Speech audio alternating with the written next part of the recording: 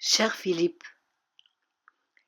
ton séjour en préventorium à l'âge de 14 ans à Chamonix fut une expérience traumatisante mais libératrice à la fois puisque, à ton retour, tu as senti la nécessité de tenir un journal intime. Journal qui, par ailleurs, a eu une grande importance dans ton œuvre comme dans ta vie. À vous, je vais d'abord vous raconter mon propre parcours, qui est justement un parcours d'écrivain tout à fait ordinaire, de quelqu'un qui, depuis l'âge de 15 ans, 15 ans, a tenu, enfin, a commencé à tenir un journal intime. Je me souviens de la première feuille de mon journal intime, c'était le 11 octobre 1953, pardon. J'avais à ce moment-là 15 ans. Et j'ai pris une feuille de papier. J'ai écrit en grosses lettres au début Liberté, point d'exclamation. C'était un slogan. Mon journal commence un peu comme une manif, enfin une manif solitaire. Ce journal, je l'ai tenu une dizaine d'années, toujours sur des feuilles volantes, toujours en total secret.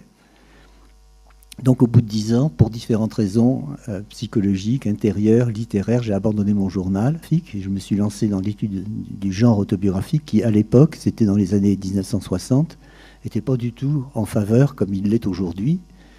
Et je suis tombé sur l'épineux problème de la définition. Ce qu'il faut voir, c'est que cette définition, en fait, a eu successivement pour moi deux fonctions. Elle a eu une première fonction qui était, il fallait tracer des frontières. Il fallait expliquer ce qui était autobiographie, ce qui n'était pas autobiographie. Ça, c'est l'usage que j'ai fait de la définition de l'autobiographie pour construire un corpus dans le petit livre par lequel j'ai commencé ces études, qui s'appelle L'autobiographie en France, qui est paru en 1971. Ensuite, une fois que j'ai eu constitué ce corpus, en fait, j'ai été libéré de cette fonction normative, définitionnelle, qui est extrêmement artificielle. Et dans le livre théorique qui s'appelle Le pacte autobiographique, que j'ai publié en 1975 dans la collection poétique au Seuil, qui est un livre de théorie scientifique, je traite cette définition non plus du tout comme un point d'arrivée, quelque chose qui va me servir à construire un corpus, mais je la traite simplement comme un point de départ, et tout mon travail a consisté à la détruire, à la déconstruire. Le point le plus important, c'est le pacte autobiographique, c'est-à-dire l'engagement que prend un auteur vis-à-vis d'un lecteur de lui dire la vérité sur sa vie. Et donc une autobiographie, pour donner une formule qui soit très simple, ce n'est pas un texte où un auteur dit la vérité sur sa vie. Une autobiographie, c'est un texte dans lequel un auteur dit qu'il dit la vérité sur sa vie. Et tout est dans cette petite différence. On pense d'habitude à l'engagement de celui qui émet le pacte autobiographique. Il faut penser aux effets sur celui qui reçoit le pacte autobiographique. Je veux dire, le pacte autobiographique implique une volonté de vous séduire. Quelqu'un qui écrit une autobiographie veut être aimé. Il attend une forme de reconnaissance de votre part que vous n'êtes pas toujours en mesure de lui donner. Et il y a cet effet-là dans la lecture des textes autobiographiques. Il y a à la fois la curiosité pour des aventures différentes de la vôtre, et en fait forcément toujours une référence à votre propre parcours. Importance du pacte autobiographique, ce n'est pas une formule magique, c'est l'analyse d'une situation de communication. L'autobiographie existe, c'est un champ d'expérimentation littéraire incroyable, et on le voit d'ailleurs depuis une cinquantaine d'années, où la forme des textes autobiographiques s'est extraordinairement ouverte, souvent absolument admirable et bouleversant à lire. L'autobiographie n'est pas jugée, en fait, n'est pas à juger selon les critères du bon ou du mauvais. Le lecteur n'y cherche pas forcément la beauté et l'accomplissement. Il y cherche autre chose, il y cherche l'enrichissement de sa compréhension de la vie humaine. Eh bien, Philippe, était un universitaire singulier. D'abord, dans son aspect extérieur, sa mise, ni costume, ni cravate, et éternellement un pull bleu lavande qui lui allait d'ailleurs très bien, mais qui ne signalait pas le grand professeur d'université qu'il a presque toujours été. Quant à sa carrière, il a fait aussi des choix très singuliers. D'une part, une thèse sur travaux, il pouvait le faire juste après 68, mais la voie royale, c'était quand même le doctorat d'État et avoir un poste à Paris 4. Donc, thèse sur travaux, refus d'un poste qui lui a été offert à Paris 4, pour lui préférer une université de banlieue, Villetaneuse, Paris 13, où il est resté une vingtaine d'années. Il n'a pas voulu de poste de prof, il aurait été mieux payé et c'était plus glorieux, mais il voulait du temps pour lui et, dit-il, s'il avait été prof, il n'aurait jamais pu construire la paix. On n'échappait pas au pacte autobiographique à l'université. Et je crois que c'est un des livres, et sa définition principale, qui ont le plus influencé, je dirais, l'université française et internationale pendant des années. On trouvait cette définition dans à peu près toutes les copies des étudiants. C'est quelque chose d'extraordinaire. Et puis, bon, je l'ai rencontré personnellement à Nanterre quelques années plus tard. Ce qui a attiré Philippe, c'était évidemment la dimension collective d'une part, groupe de recherche, et la dimension interdisciplinaire. C'est un fondateur, il faut bien dire, dans le domaine de la recherche. Il a eu un rôle tout à fait déterminant, non pas de relégitimation, mais de légitimation, tout simplement, de la littérature autobiographique. Ses contacts ont toujours été non seulement agréables, mais chaleureux, amicaux. C'était un plaisir de travailler avec lui. Il fallait simplement savoir que, d'une part, ce qui l'intéressait, c'était le travail de recherche. Et de recherche, effectivement, sur les objets qui l'intéressaient, c'est-à-dire l'autobiographie et la littérature personnelle. Et tout le reste, effectivement, il le mettait à l'écart. Et donc, à sa façon, c'était quand même quelqu'un qui était hors jeu dans l'université, qui jouait son propre jeu. J'ai rencontré Philippe Lejeune de manière tout à fait indirecte, c'est-à-dire par ses livres, l'autobiographie en France et le pacte autobiographique qui était sorti juste 2 ans avant. On est en 1977, voilà. Et ces 2 textes sont une révélation pour moi. Parce que je découvre un chercheur qui écrit magnifiquement et qui, il est, j'allais dire, il est un pionnier absolument pour moi. L'autobiographie, comme à l'époque, donc dans les années 70, l'autobiographie, c'est quelque chose d'inférieur. C'est inférieur au roman. Ça n'est pas de la littérature.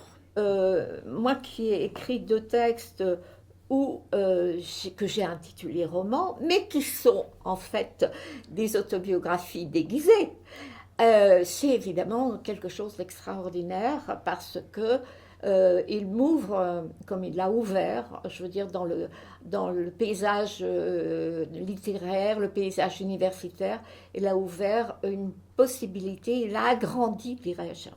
Il a agrandi le domaine de l'écriture et de la littérature en même temps. Il ouvre à tout le monde, d'une certaine manière, parce que tout le monde peut dire je, hein, voilà, je, et avoir une histoire. Donc a une vie, tout le monde a une vie. Donc c'est quelque chose qui vraiment, moi j'ai trouvé ça éblouissant. Dire que Philippe Lejeune, il est, je veux dire, il est important comme écrivain-chercheur, mais il a changé aussi, il a changé mon parcours d'écrivaine.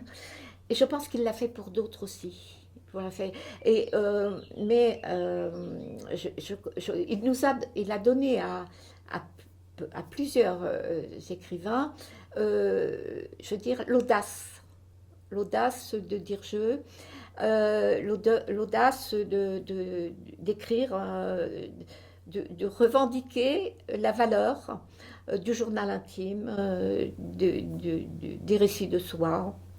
Et donc je crois que c'est un immense merci que moi j'ai envie de lui faire. Voilà. Et puis j'ai essayé de faire une petite organisation pour essayer de rendre compte d'une carrière de chercheur qui a été extrêmement prolifique, inventive, créative.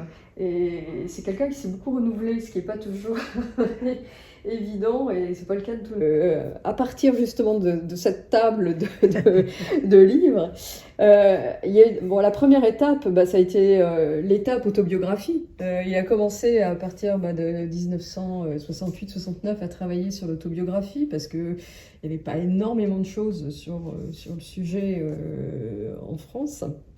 Philippe, il a d'abord travaillé sur l'autobiographie comme genre, essayer de voir comment le genre fonctionne. Essayer de décortiquer la fabrication de l'autobiographie, et puis essayer aussi de la catégoriser de manière précise, voir si on peut donner une définition de ce genre. Donc vous avez une première définition de l'autobiographie en France, mais qui est une définition de travail en fait, qui était la définition de laquelle il est parti. Mais après cette définition, il n'a cessé de la préciser, et puis parfois aussi de la réviser. Alors la préciser, ça a été évidemment dans le pacte autobiographique, et puis dans Je et un autre, et surtout dans Moi aussi. Il revient un petit peu il modifie un peu la définition qu'il a donnée dans le pacte. Donc il y a une sorte, une aventure poétique sur l'autobiographie, si vous voulez, c'est toute cette première colonne. Ensuite, ce que j'ai voulu un peu suggérer aussi dans ma deuxième colonne, c'est le travail qu'il a commencé de faire dans les années 80, me semble-t-il, sur la génétique, c'est-à-dire là aussi, mais là c'est les brouillons de l'œuvre, essayer de décortiquer un chantier.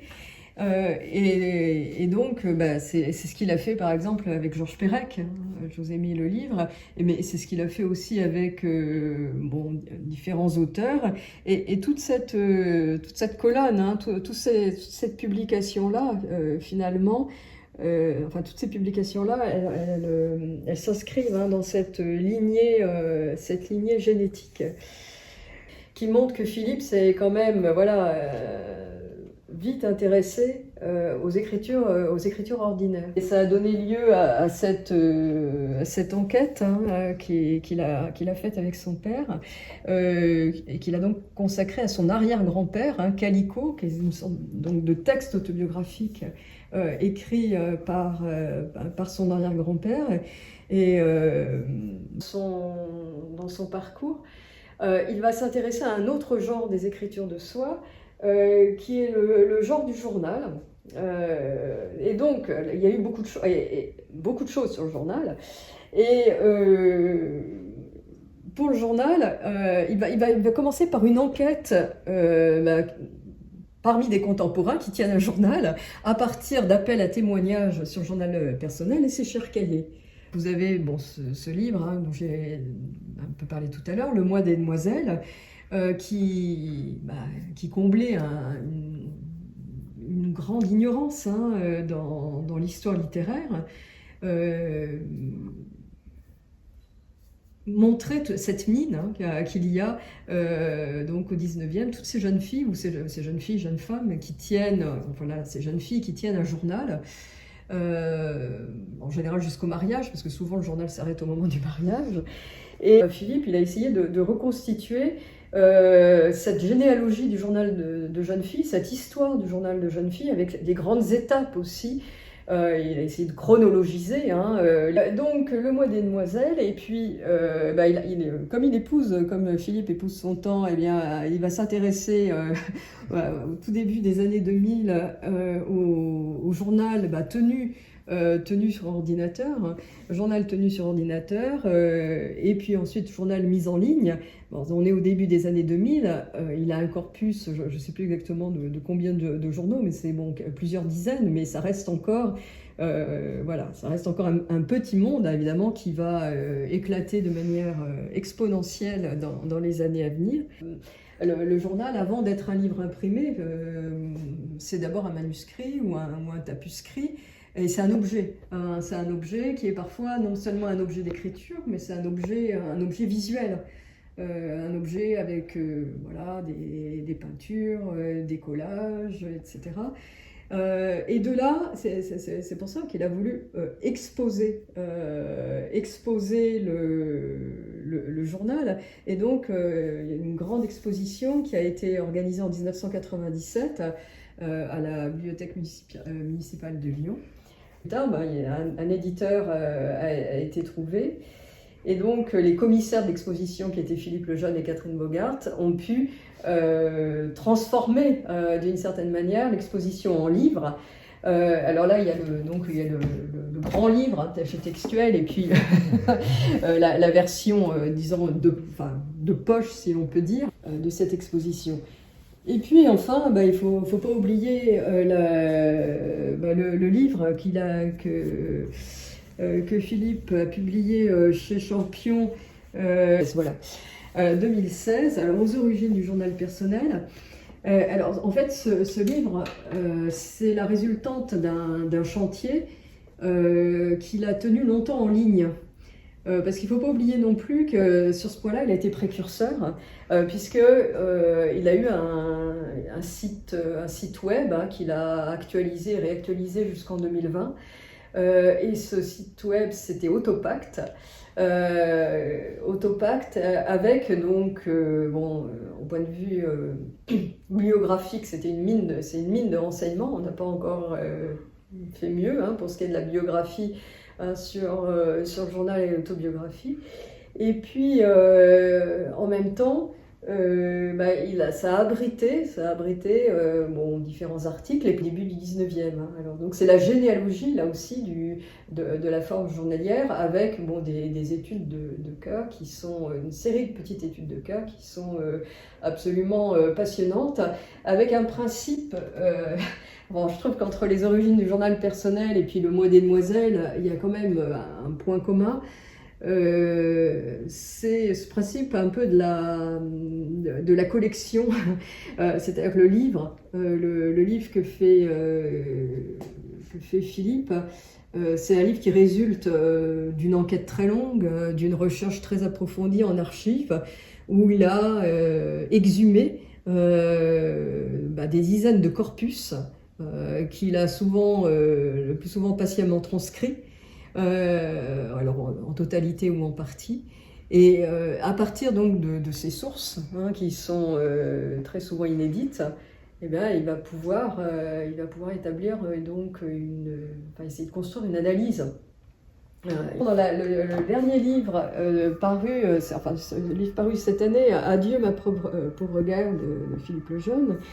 Donc dans la première partie de ce texte, il y a justement un journal qui est une sorte de chronique, la chronique de la recherche. Et là, on voit, hein,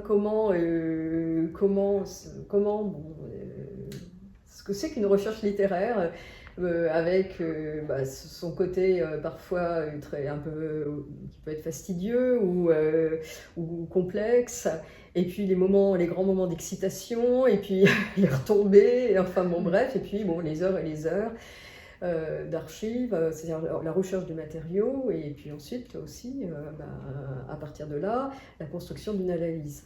Voilà. Alors, il fait œuvre en tout point, dans sa recherche universitaire, dans ses cours, dans sa vie probablement, et dans l'appât. Tout est fait sous le signe de l'invention, ou une image qu'il reprend beaucoup, sous le signe de l'exploration. Il dit quelque part « J'étais comme quelqu'un qui débarque dans une île inexplorée ». Alors pour l'autobiographie, on peut dire qu'il a inventé l'autobiographie, non pas qu'elle n'ait pas existé, mais il lui a donné forme, il lui a donné son acte de naissance, sa légitimité, son origine, sa définition.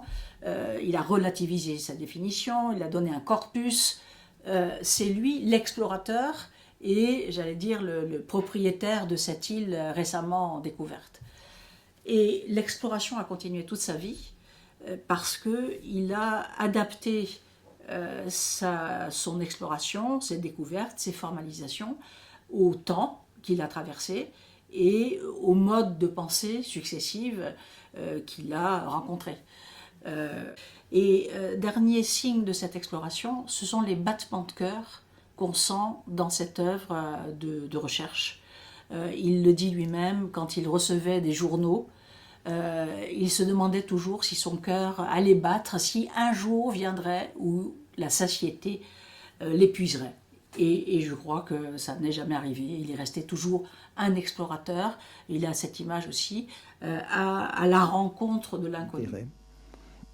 Je me suis mis à travailler donc sur les écritures ordinaires d'aujourd'hui, écritures ordinaires du passé, en me disant que dans les archives, il devait y avoir pas mal de textes ordinaires analogues à ceux de mon arrière-grand-père qui dormait, archives publiques ou même archives des familles. Donc j'ai lancé des appels à la radio ou à l'occasion d'articles dans des journaux en disant aux personnes qui me liraient: si vous avez chez vous des autobiographies ordinaires, des textes autobiographiques ordinaires, journaux, lettres, correspondances, etc., de personnes du 19e siècle, je fais une étude là-dessus, prenez contact avec moi, ça m'intéresse, voilà. Et j'ai reçu des réponses positives en disant: oui monsieur, j'ai le journal de ceci, j'ai le récit autobiographique de cela, etc. Et puis j'ai reçu en même temps, pas énormément, mais suffisamment, 2 ou 3 ou 4 lettres qui étaient formulées de la manière suivante: monsieur, j'ai lu votre appel dans tel journal. Et je vous écris pour vous dire que je n'ai chez moi aucun texte autobiographique du 19e siècle. Et la personne finissait par dire mais j'ai néanmoins chez moi quelque chose qui pourrait vous intéresser. Et ce quelque chose, c'était un texte autobiographique de la personne elle-même qui disait ensuite, qui reconnaissait honnêtement, je ne suis pas du 19e siècle. Qu'est-ce qu'ils attendaient de moi? Ils attendaient de moi 2 choses. La première, c'est ce que je vous ai dit tout à l'heure, que je les aime, que je leur dise que c'était bien, qu'ils avaient raison. Souvent, d'ailleurs, c'était des textes de personnes qui étaient un peu persécutées et qui avaient des problèmes, avaient des comptes à régler. Voilà, il fallait que je leur dise qu'on était du bon côté, que ça allait, que ça marchait, donc un signe d'approbation et de reconnaissance. Et puis la seconde chose qu'elle me demandait, visiblement, c'était la conservation, la persistance de leurs textes dans le temps. Alors pas la publication, je vais y revenir, mais la conservation, une forme quelconque d'archivage, que ça serait chez moi, ça resterait, alors que chez eux, ça allait être jeté. Qu'est-ce qu'ils avaient comme perspective devant eux? Ils avaient comme perspective, est-ce qu'ils pouvaient aller aux archives départementales avec leur journal intime sous le bras? Les écrits contemporains de personnes ordinaires ont vraiment peu de chances de séduire. L'édition, il ne faut pas trop y penser non plus, même si aujourd'hui, et puis il ne suffit pas d'être édité, il faut encore être capable d'ameuter des lecteurs. Aujourd'hui, il y a beaucoup plus de facilité d'édition à la demande. Et donc là, le paysage a un peu changé. Et donc l'auto-édition, l'édition à petit tirage d'exemplaires est beaucoup facilitée. La troisième solution, c'est la transmission par les familles. Les familles n'aiment pas les autobiographies. Les familles aiment les souvenirs de famille. Les familles aiment les albums de famille. Les familles aiment les traditions. Les familles aiment toutes les petites choses qu'on garde et qui symbolisent leur unité.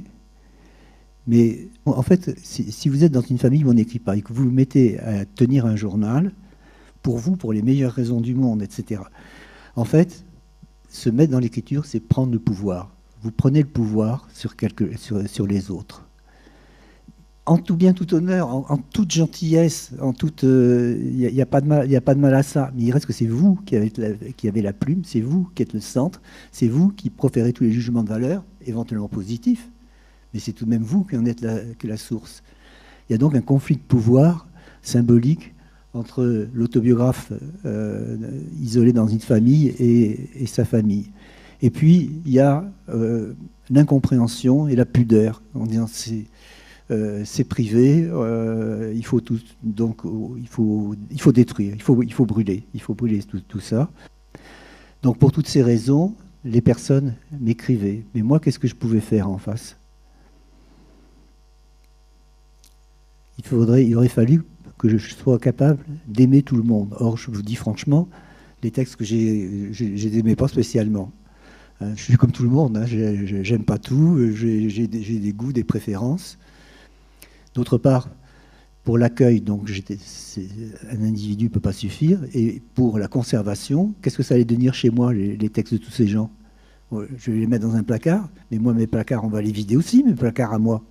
Et donc, en fait, il m'est apparu rapidement que la solution au problème n'était pas individuelle, mais qu'elle était collective. Et vous me voyez venir avec mes gros sabots, qu'elle était associative.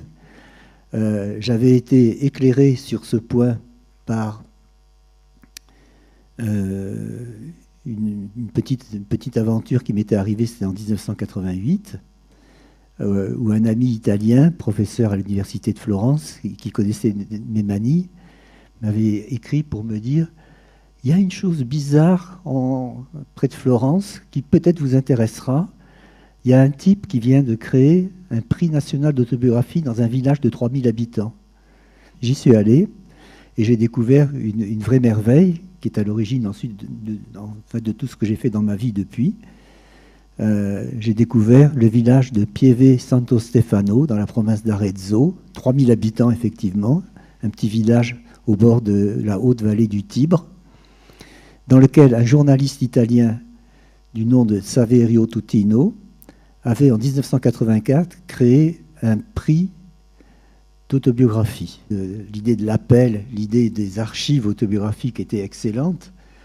Le prix, le concours me répugnait. Je me suis dit, essayons de faire, là je simplifie un petit peu parce qu'il a fallu du temps pour que tout ça décante, essayons de faire la même chose en France, mais sans le prix. Et essayons de voir si ça va marcher. Donc c'est ce que nous avons essayé de faire, moi et quelques amis. En 1991, j'ai réuni chez moi une quinzaine de personnes à qui j'avais réussi à persuader que tout ça était une bonne idée. Et en particulier une de mes amies qui habitait la petite ville d'Ambérieu-en-Bugey. Et mon ami qui habitait à Ambérieu-en-Bugey m'a dit que oui, c'était ça qu'il fallait faire une association, qu'il fallait trouver une commune, un maire, une commune, un bibliothécaire assez fou pour se lancer dans l'aventure et qu'elle avait ce qu'il me fallait sous la main, que dans sa ville, elle avait un bibliothécaire fou, un maire fou, et qu'elle allait les persuader d'appliquer leur folie à ce projet.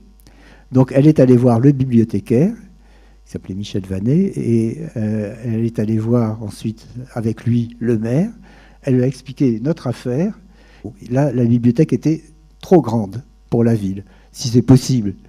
Enfin, en tout cas, elle avait été établie dans un bâtiment ancien qui s'appelle La Grenette, un bâtiment du 19e siècle, là, à Laugrain. En fait, cette association a deux fonctions. La première, qui consiste à créer des archives autobiographiques, c'est-à-dire à empêcher la mort des textes autobiographiques, leur destruction. Et la seconde, c'est de soutenir la démarche autobiographique. À la pas, tu inventes ce que tu appelles la lecture en sympathie. Lire en sympathie, c'est simplement une expérience de lecture originale. Il y a tout un travail parfois difficile, parfois magique, pour entrer dans la logique de l'autre. Plus simplement, nous ne sommes pas des critiques. nos préférences, nos jugements, nous devons les mettre en sourdine lorsque nous rédigeons notre écho, pour ne pas imposer nos goûts ou notre idéologie aux futurs lecteurs. La lecture en sympathie est la règle qui convient, cette règle qui est la règle dans les groupes de lecture de l'APA et qui convient bien sûr au texte déposé à l'APA. Il fallait vraiment l'inventer. C'est rare de laisser de côté tout jugement, de suspendre toute forme de jugement, de tenter de comprendre et d'apprécier la vérité qu'une ou un inconnu a tenté d'exprimer dans son journal, son récit ou ses lettres. C'est une lecture très particulière par la relation qu'elle établit avec le texte et son auteur. C'est un exercice très révélateur et très formateur aussi. C'est peut-être dans les réunions du groupe lecture que l'on peut, à mon avis, le mieux saisir la personnalité de Philippe et, au-delà de sa personnalité, son attitude à l'égard des textes et l'importance de la lecture dans sa réflexion et dans son œuvre. En presque 30 ans de réunions mensuelles auxquelles il a toujours participé avec une assiduité tout à fait exceptionnelle, je ne l'ai jamais entendu se départir de cette attitude qu'il est difficile de qualifier, qui n'est pas que de la bienveillance, même s'il y a de la bienveillance, que de l'empathie, même si c'est aussi de l'empathie. C'est de l'intérêt au sens profond et de l'intérêt et du partage, de la présence au texte et aux autres. Sa qualité d'attention et d'écoute ne se manifeste pas seulement à l'égard des textes, mais aussi à l'égard des échanges autour de ces textes. Il n'est jamais en surplomb, il est toujours aux antipodes de la prise de pouvoir qui accompagne souvent une prise de parole. C'est de l'autorité, mais ça va bien au-delà. D'ailleurs, il a la voix de l'emploi, une voix qui force l'écoute sans pourtant jamais s'imposer. Dès les origines de l'APA, sous ta houlette, les adhérents vont publier des bulletins qu'ils vont nommer la faute à Rousseau. Parce que l'APA, c'est une association qui au début, j'ai dit 12 personnes, 13 personnes, on est vraiment dans une grande précarité. Il n'y a pas d'argent, il y a des cotises. Et l'essentiel, là encore, il faut parler de l'association telle qu'elle est créée, l'essentiel de l'argent, il provient des droits des livres de Philippe. Comment dire, qui est du bricolage tout le temps. La faute à Rousseau, pendant ces 10 premières années, c'est un journal qui se fabrique vraiment avec des ciseaux, de la colle, avec du Tipex, ce blanc qu'on met. On bidouille, on se débrouille, dirait Pérec, on se débrouille. et on se débrouille et on en tire quand même à chaque fois le sentiment voilà, qu'on a fait ensemble quelque chose. Là, les publications de l'APA sont très nombreuses. On a les gardes-mémoires, les cahiers thématiques, et puis évidemment cette grande revue, cette grande œuvre de l'APA qui est la faute à Rousseau. Alors pourquoi ces publications ? Je pense que Philippe a toujours eu le souci dans sa vie et à l'APA, à la fois d'archiver, de conserver, ce qui est une attitude relativement passive, et une attitude plus active, qui est de réfléchir constamment au texte qu'on reçoit, à la pratique autobiographique, et réfléchir en fonction des œuvres qui paraissent, des journaux qui nous arrivent, etc. C'est donc l'aspect complet des publications de l'APA, à la fois participer à la conservation et à la fois continuer de réfléchir, parce que Philippe, c'est d'abord une pensée en mouvement et en constante évolution. Alors, je peux donner une petite idée de ce qu'est un comité de rédaction à la Faute à Rousseau. C'est un comité actif, intellectuellement, et aussi au plan de la gourmandise, parce que c'est toujours autour d'un dîner. Et ce grand travailleur qui est Philippe est aussi ascète, est un ascète gourmand. Et il a longtemps apporté le vin, qu'il connaît très bien. Et donc la convivialité anime les esprits et de manière très démocratique, nous proposons, nous réfléchissons. Mais ce qui me paraît important et montrer l'importance que nous accordons tous à Philippe, c'est sa discrétion. Tout le monde parle et puis on demande l'avis de Philippe et en 2 mots, il donne son avis et, curieusement, eh bien, il est tellement évident que nous nous rangeons tous à son avis. Pas par goût du chef, mais parce que c'est le plus simple, parce que c'est évident, parce que personne n'y avait pensé. Et Philippe, il est d'une certaine manière remarquable parce qu'il ne se fait jamais remarquer. Cher Philippe, dernièrement, je t'ai demandé ce que t'a personnellement apporté l'APA, et tu m'as répondu. Chère Martine, tu me demandes ce que m'a personnellement apporté l'APA? Aide-toi, le ciel t'aidera. Il s'agissait de prouver le mouvement en marchant, ne compter que sur soi, apprendre à écouter, ne pas trop compter sur les institutions et les relations de pouvoir,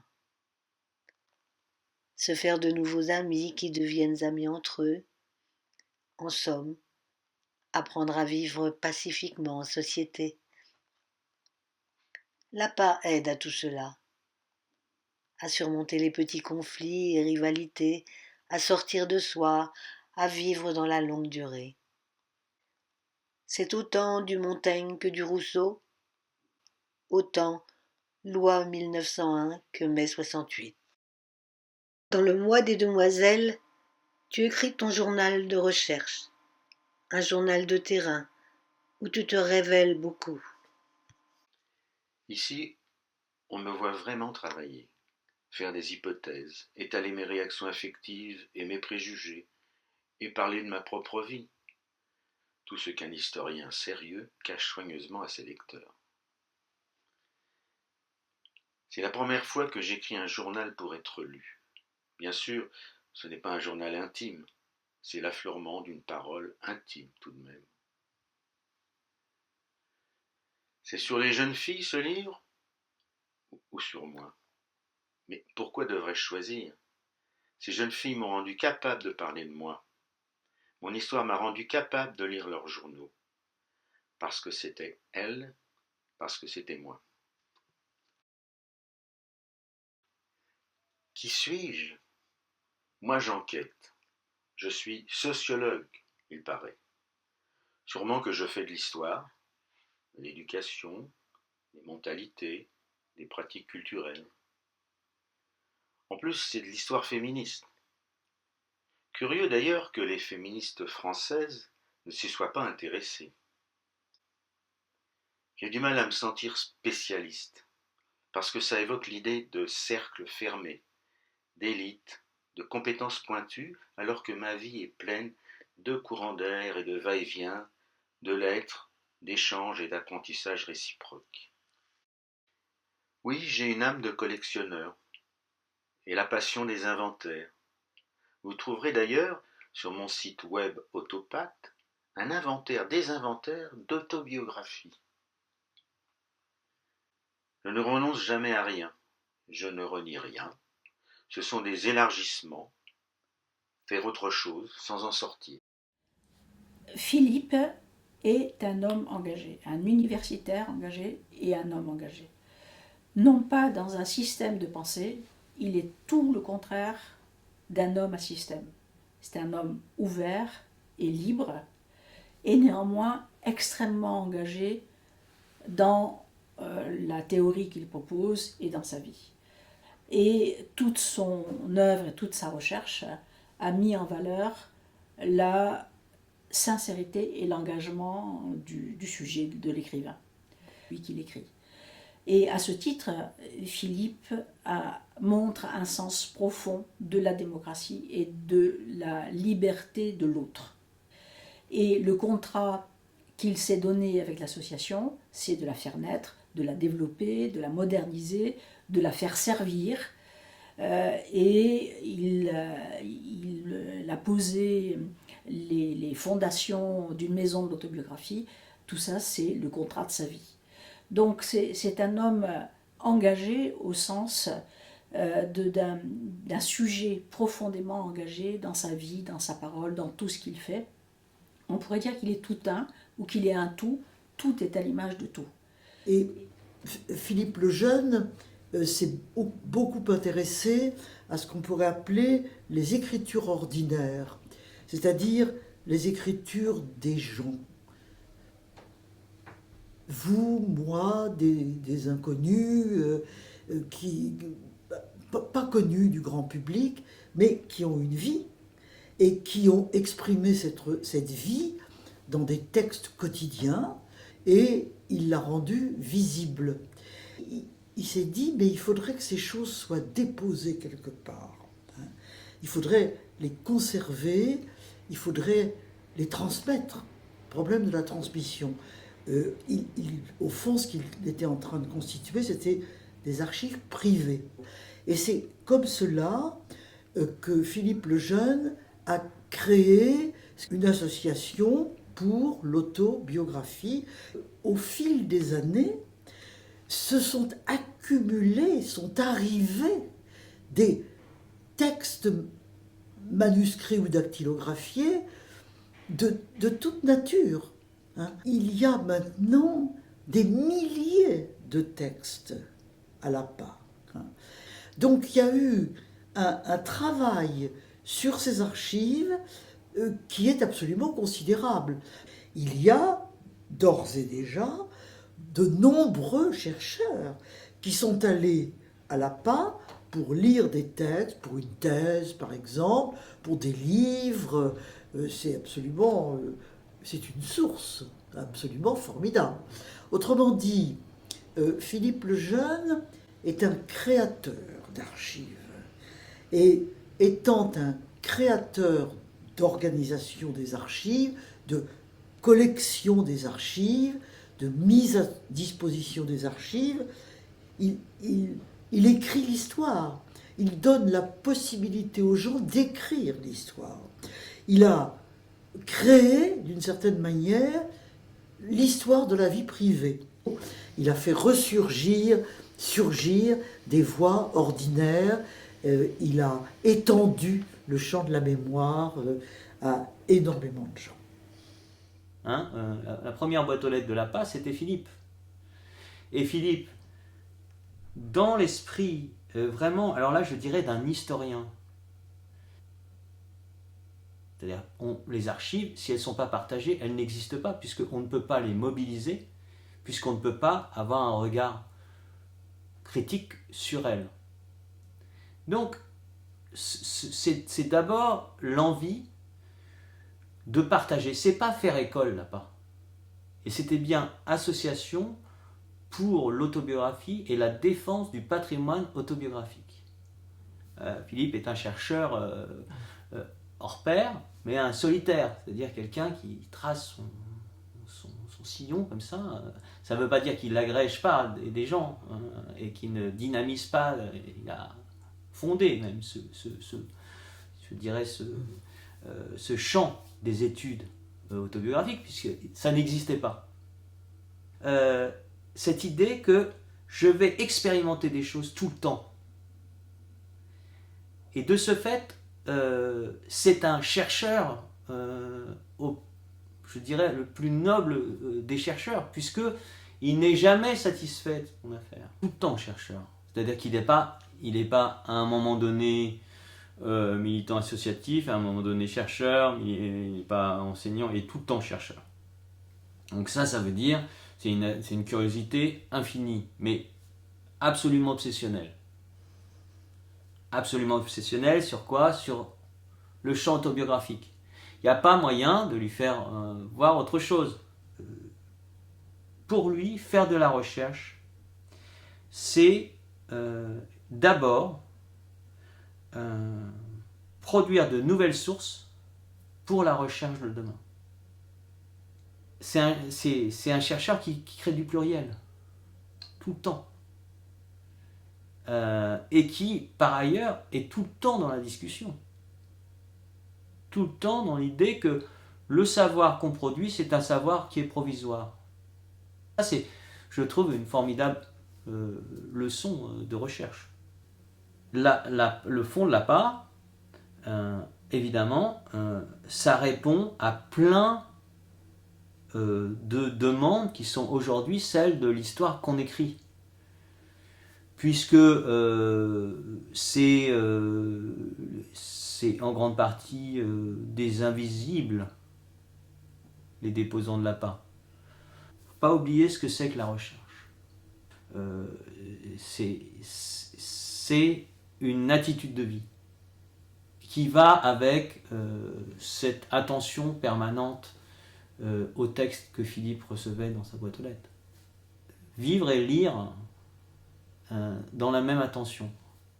Derrière le Philippe Lejeune chercheur, il y a un Philippe Lejeune écrivain. Alors, les livres de Philippe Lejeune, bien sûr, hein, tout ce qu'il écrit, c'est limpide, c'est foisonnant, c'est drôle. On reconnaît tout de suite son style très personnel et si libre, parce qu'il s'accorde vraiment toutes les libertés dans les genres qu'il a choisi d'éditer, ou de faire éditer. Il n'en fait qu'à sa tête. Je crois que finalement c'est assez déroutant. Il pratique beaucoup le montage et le trompe-l'œil. Ce qui frappe bien sûr, c'est la façon qu'il a d'injecter du journal dans tout ce qu'il écrit. Il y a une mise en abîme permanente du journal, aussi bien dans le contenu que dans la forme de ses livres. Il est aussi un écrivain lecteur. Il injecte aussi ses lectures dans ses textes. Pas de façon banalement référentielle, hein, bien sûr. C'est encore une fois un lien très particulier qui se tisse entre ses lectures et son écriture. Alors on sait qu'il aime les listes, les inventaires, les catalogues, les bibliographies, donc il en met partout, j'exagère mais à peine. Mais par exemple, les bibliographies, elles ne sont pas reléguées dans ses livres à la fin du livre ou en note de bas de page. Hein. Elles s'infiltrent au cœur du texte et c'est quand même étonnant. On a quand même toujours l'impression de lire la partie émergée d'un iceberg, une partie qui est nourrie, irriguée par la nappe phréatique du journal. C'est un écrivain radicalement diariste. Jusqu'à là, moi, quand j'ai lu son dernier livre il y a quelques semaines, j'étais émerveillé par ça. Il a dans sa trousse, il a ses ciseaux à lui, il a son stylo à lui, et il n'y a personne qui écrit comme Philippe. Il n'y a personne qui écrira comme Philippe. Je veux dire, ce sont des livres expériences. Et quand ça se sent très bien si on lit un petit peu ses travaux, que à chaque fois c'est une aventure. C'est une aventure vers l'autre, et là, je crois que l'association a été ça aussi.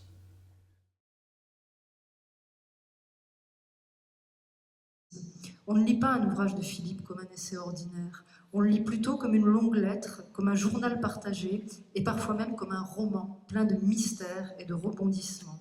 On goûte son écriture, son style dont Françoise a parlé, toujours limpide, toujours fluide, aimanté par le souci d'être clair et compris. On goûte son élégance douce et sûre, qui est déployée pour mieux faire briller le butin d'orpailleur qu'il souhaite exposer à notre regard. Derrière le Philippe Lejeune critique, il y a un Philippe Lejeune écrivain, Et c'est peut-être aussi sa merveilleuse aptitude à raconter des histoires qui contribuent à l'allant de sa recherche et à la portée pédagogique de celle-ci.